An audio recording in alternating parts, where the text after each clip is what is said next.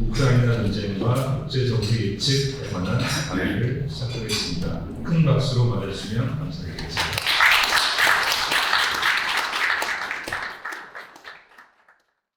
네, 여러분 이렇게 뵙게 돼서 반갑습니다.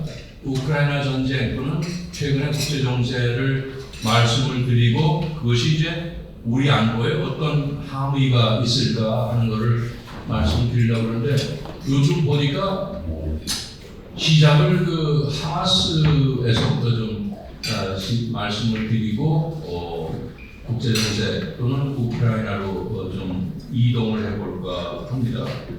아시다시피 이제 10하루째 됐죠. 하마스가 공격을 한지 그리고 이제 이스라엘한테 기습 공격을 하고 이스라엘이 과연 그 철벽 방어를 하고 한다라고 하는 이스라엘군이 왜 이렇게 쉽사리 기습에 무너졌고 정보에 큰 구멍이 뚫렸냐 하는 그런 의문점도 있습니다만 그건 나중에 분석하기로 하고 지금 당장은 민간인들에 대한 피해가 너무 크고 어제는 이제 그 가자 지구에 있는 병원이 폭격을 받아서 500명이 이제 사상자가 났습니다. 바이든 대통령이 이제 이스라엘에 가서 미국의 영향력을 발휘를 해서 주로 목적이 이제 이스라엘군이 가자 지역으로 점령을 하지 않도록 설득하러 지금 간다고 그랬었는데 마침 저렇게 병원에 이제 폭격을 가하게 되고 폭격의 가해자는 아직 나타나지 않았습니다. 서로 이스라엘이나 하마스나 자기네 관계 아니다라고 그러고 있는데 그거는 좀 판단을 좀 미뤄야 될 것 같아요. 한쪽에 있어서는 아무리 그래도 이스라엘이 그렇게 병원을 폭격을 했겠느냐라고 하는 것도 있고 그리고 하마스로서는 어떻게 우리 사람들을 우리가 죽일 수가 있겠느냐라고 그러는데 이렇게도 생각하고 저렇게도 생각할 수가 있는데 이제 그림이 좀 나올 것 같습니다. 며칠 있으면 이스라엘의 이제 이 공군이 잘못 폭격한 가능성도 있고 그리고 이스라엘 주장대로 가자 지구 내에 있는 지하드 그룹이 미사일을 쐈는데 미사일이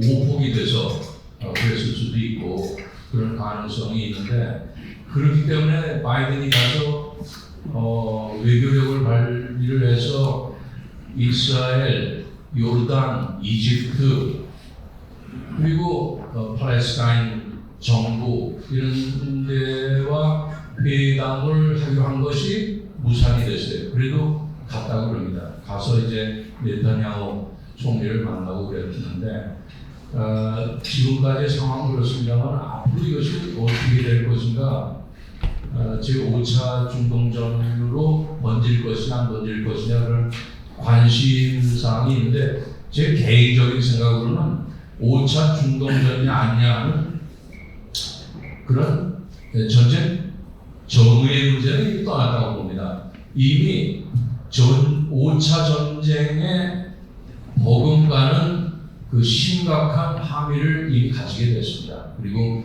이게 조만간 끝날 것 같지 않기 때문에 앞으로 여러 영향, 후과가 나올 것이다 라는 생각이 됩니다.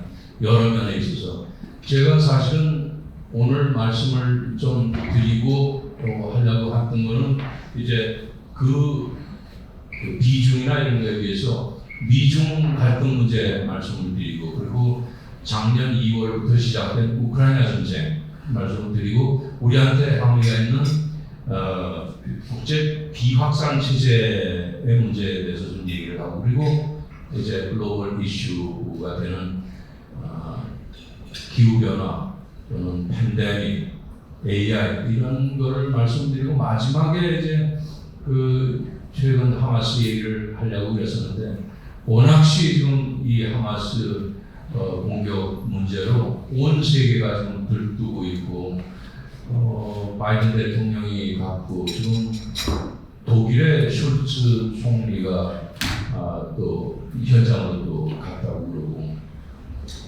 그리고 하마스는 하마스대로 북쪽에 이제 레바논에 있는 헤즈볼라라고 하는 아주 또 그거는 더 과격하고 더 화력이 더 센 집단입니다만 그렇게 되고 동쪽에 시리아가 있고 그 너머에 이란이 대우해서 떡 버티고 있어서 이스라엘로서는 말하자면 건건 일척의 생존 상황이 삶과 죽음의 생존 상황에 맞닥뜨렸다 이렇게 생각됩니다.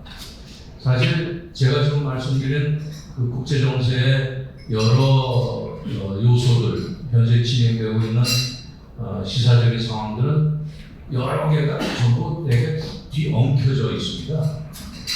지금 하마스 공격 문제도 역사적으로 보면 그 강대국들 간의 관계와도 좀 있고 그리고 러시아도 또 여기에 또 좀 관계가 있고 그렇습니다. 하마스가 왜 공격을 했느냐? 그거 따지다 보면은 최근에 이제 이란이 보기에 이스라엘과 사우디가 가까워지고 외교 관계를 성립을 시키려고 하는 움직임을 회방을 놔야 되겠다라고 하는 배경이 있다 이런 얘기가 있고 그것이 뭐 거의 정설로다가 보여집니다만 그럼 도대체 왜 팔레스타인과 이스라엘 사이는 궁극적으로 어떻게 이런 문제가 발생하게 되는가 우리 하도 얘기를 들어서 그런가 보다 그러지 그 루트 코스에 대해서는 우리들 잘 모릅니다 또는 알았다 그러더라도 또 잊어버리고 그랬었는데 이걸 따지다 보면 2000년 전 그 로마 시대까지 올라가거든요. 그 디아스포라라고 있지 않습니까? 로마로부터 패배한 이스라엘 또는 유대국 사람들이 전 세계로 퍼져나가게 됐고 그러나 이제 1차 대전이 발생을 하면서 영국이 이제 중동과 아프리카 북부의 식민지를 경영을 하고 있다가 1917년에 영국 그 외상인 발푸아라는 사람이 이스라엘 사람들로부터 영국의 지지를 이끌어내기 위해서 영국을 지지하는 것을 목표로 해서 전쟁이 끝나면은 팔레스타인 땅에 이스라엘 국가를 건설하도록 하겠다 그렇게 얘기를 한 겁니다. 그러고서 그게 이제 1917년인가 그랬는데 이스라엘이 건국한 게 1948년이거든요. 31년 뒤에 그게 실현이 됐는데 문제는 뭐냐면 영국이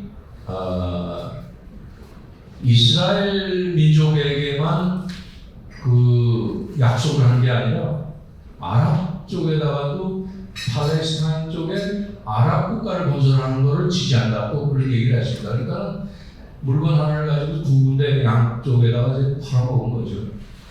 결국은 이제 민족, 종교, 영토 이런 것들이 얽혀서 있는데 옛날에 2000년 전에 쫓겨나가기 전에는 원래는 이스라엘 사람들이 거기 살았지만 그 후로 2000년 동안 세계 각국에 퍼져나가면서 지금 팔레스타인 땅에는 약 한 5%의 유대계가 있고 나머지 95%는 아랍 팔레스타인계가 살았거든요. 그거를 이제 지난 1948년에 유엔에 결의로 해서 이스라엘 건국을 하게 되니까 95%의 인구였었던 팔레스타인 아랍 사람들이 그걸 용납을 그게 이제 용인이 됐겠습니까? 결국은 민족과 종교도 있지만 결국 땅에 관한 거고 영토에 관한 것이다. 마크 트웨인도 그런 얘기를 했습니다. 사업을 하려면 땅을 사라. 땅은 다 만들었지만 땅은 이제 더 이상 만들 수가 없는 거니까 땅을 사라. 그런 얘기를 했는데 그만큼 영토 또는 땅 이런 것들이 이 생존에 직결이 되어 있는 상황이고 그래서 이건 목숨을 건 제로섬 게임 싸움이다. 그런 생각이 듭니다. 미국의 이제 아시아 태평양 또는 요즘에는 미국은 이제 일본이 제창한 거에 따라서 인도 태평양 개념을 가지고 와서 인도 태평양 전략을 미국이 취하고 있는데 이걸 막아야 되겠다라고 해서 중국은 중국대로 1대1로라는 전략을 가지고 있지 않습니까? 지금 어제 오늘 베이징에서 1대1로 정상회담을 하고 있어요. 거기에 푸틴 대통령이 갔습니다. 푸틴 대통령이 갔고 같이 갔던 러시아의 외교장관은 오늘인가 내일인가 평양을 또 가서 러시아와 북한 간에 무슨 중대한 회담을 한다고 합니다. 중대한 회담이라는 게 지난번에 김정은이가 이제 블라디보스토크하고 그 위에 있는 그 기지 군대를 다니면서 러시아하고 맺었던 군사협력을 좀 더 구체화시키려고 하는 거라고 보여지는데 이렇게 미중 또는 강대국 간의 이제 헤게모니 싸움이 그렇게 스며들어가는 겁니다.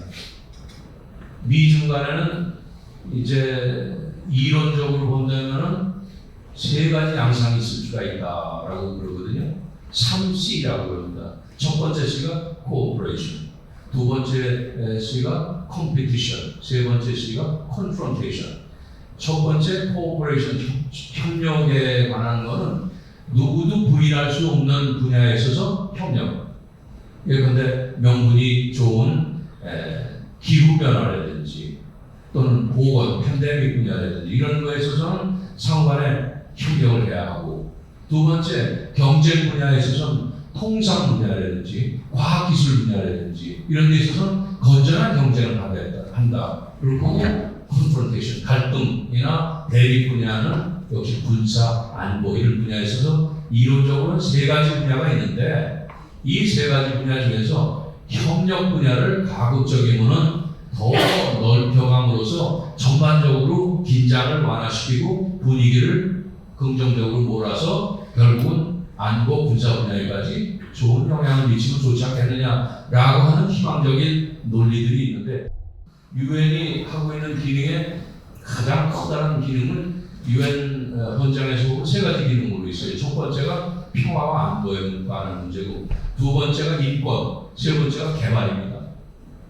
이 세 개가 서로 연관돼서 이제 돌아가는데 그 중에서도 인간 생존에 관한 이제 평화 안보 그게 제일 중요하고 1차적인 평화 안보의 1차적인 책임은 유엔에서 안보리가 담당을 하고 있고 유엔이 여러 나라의 자발적인 기구임에도 불구하고 유엔 내에서 유일하게 법적인 구속력을 가질 수 있는 권한을 가진 게 유엔 안보이거든요.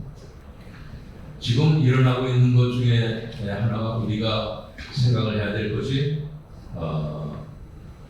전쟁에 관한 겁니다.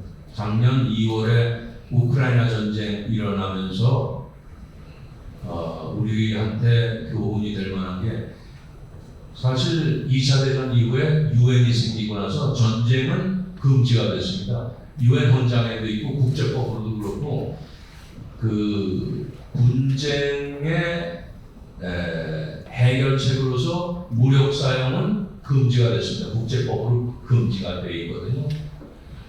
그러나 자위권 행사는 가능하게끔 되어 있기는 합니다만 아무튼 여러 전쟁 금지라든지 또는 분쟁의 평화적 해결이라든지 하는 국제법상의 여러 원칙이 있는데도 불구하고 푸틴이라는 독재자가 뭐에 하나 꽂혀서 러시아 민족주의의 선봉에 서서 우크라이나를 먹겠다. 그리고 이건 전쟁이 아니라 특수군사 작전이다라고 해서 침공을 하니까 전쟁이 되더라고요. 그 전에 2014년에 우크라이나에 이제 크리미아 반도를 가서 점령을 했더니 소방에서 흐지부지 되고 그냥 반응이 별로 없으니까 그거는 먹은 겁니다. 크리미아 반도. 그러고 났더니 이제 대담해진 거죠. 푸틴이. 그래서 작년 2월에 전면적으로 이제 침공을 해서 우크라이나를 아주 통째로 먹으려고 했는데, 아니 사흘 내지 일주일이면은 전쟁이 끝날 줄 알았었는데 우크라이나가 이제 대항을 하고 전면전 선포를 하고 이제 목숨을 걸고 젤렌스키라는 대통령이 나타났지. 그러니까 소방에서도 아니 가만 놔두면 안 되겠구나라고 해서 지원에 나선 겁니다. 이 지금 1년 반이 지났거든요. 1년 반이 뭡니까? 1년 8개월째 지금 되고 있는데, 이 전쟁의 여러 가지 요소가 승패를 결정하는데 작용을 하고 있지 않습니까? 첫 번째, 무기. 두 번째, 군대 훈련 상황이나 사기. 또 세 번째, 이제 군수나 병창 문제. 그리고 네 번째, 국민의 탄압 정도. 그리고 얼마만큼 그 정부나 군대를 지지를 하고 있느냐. 마지막으로 덜 중요하지 않은 아주 매우 중요한 게 이제 지도자의 요소가 있습니다. 카나다 역사학자가 그 1차 대전을 전공한 역사학자가 있었는데, 1차 대전은 그 겁쟁이 지도자들 때문에 발생을 했다. 사실 사라예보에 충성해서 뭐 세르비아 민족주의자가 그 오스트리아 헝가리 그 황태자를 총을 쐈는데, 그거 얼마든지 그냥 국지적인 사건으로다가 처리할 수가 있는 건데, 독일 카이자르는 카이자르대로, 오스트리아 헝가리 황태자, 황제, 러시아 짜르, 이런 사람들이, 영국은 영국대로 그렇고, 이러한 주요 플레이어들의 지도자들이 내가 이거 팔 걷어붙이고서 나서지 않으면 내 밑에 있는 장군들이 나를 없이 여기고 이거 내 왕조가 무너지지 않을까, 이런 겁에 질려서, 두려움에 질려서 전쟁에 휩쓸려 나간 점이 많다. 그렇게 분석을 하는 학자가 있었습니다. 아주 어필하는 부분이 많이 있어서 여러 사람들이 이제 그를 이제 인용을 하고 그랬었는데, 그러니까 그 사람이 그러는 거예요. 1차 대전 때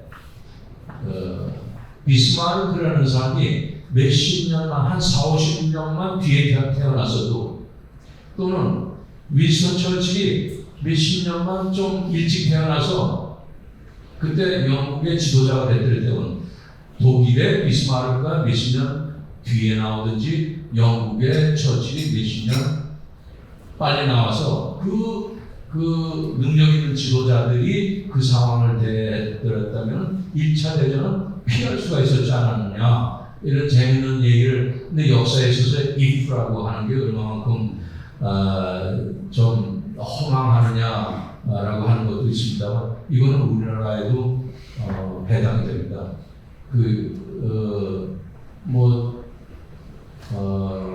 자기 신념에 따라서 지금 보수, 또 진보, 또 우리나라에서 이제 좌파, 우파로 해서 판단이 좀 다를 수가 있습니다만, 우리나라에 있어서 진보나 보수, 또 좌우, 이런 것을 구분하는 데 있어서 여러 정책적인 부분이 있을 수가 있다고 생각하는데, 어느 정치인이 근처에 그런 얘기를 했어요. 대개 우리나라 그 여야 또는 진보 대 보수, 우파 대 좌파, 이거는 여러 정책 중에서 대부분 복지나 경제나 이런 거에는 크게 다를 바가 없다. 뭐 물론 탈원전이나 그 소득 주도 성장이나 이런 거는 아주 드러나는 게 있지만, 가장 크게 하는 게 역시 이제 외교 안보, 대국관, 동맹관 이게 가장 큰 거다. 그리고 그 이외에 지역적인 그 지지 기반이 어디냐라고 하는 거라고 합니다.